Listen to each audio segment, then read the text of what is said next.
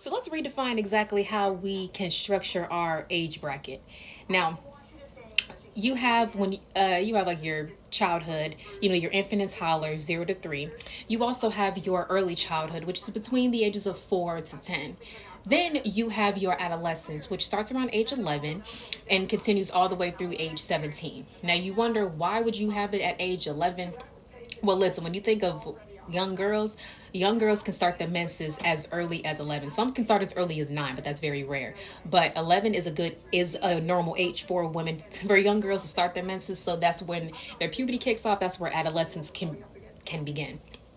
Now let's look at the next phase, which is emerging adulthood. Now, psychologists call emerging adulthood between the ages of 18 to 25. But why would you stop halfway through a decade? I don't know, Sigmund Freud, whoever created it. But anyway, because I don't think it was Freud. Okay, but anyway, psychology joke.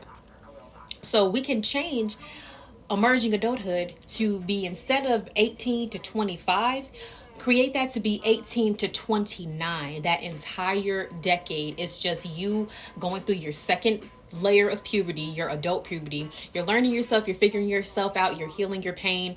And if you are still in moments where you're still growing, still learning, figuring things out, you're not going to feel inadequate because you realize, I have this whole decade to get it together. It gives people more time and more ease, more leeway room, instead of them feeling like they have to have things figured out by 25 and then they rush themselves, which slows them down even more. So, but next, let's look at what I would like to call entering adulthood, which is between the ages of 30 to 49.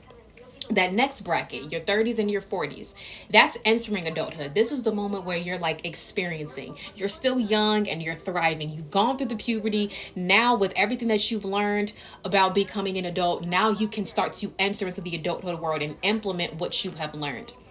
Next, you have embracing adulthood, is what I like to call. Embracing adulthood is between the ages of 50 to 69. Now, this is where you are more experienced. You're aging, you're midlife. This is milestones. You will reach that milestone of living half of a century. And at this point, you've experienced so much, but you still have other years ahead of you. So you're embracing your adulthood because you're like at that middle age. Lastly, we have expanding adulthood, which is the ages of 70 and up. And what this is more so like elderly, senior citizens aged.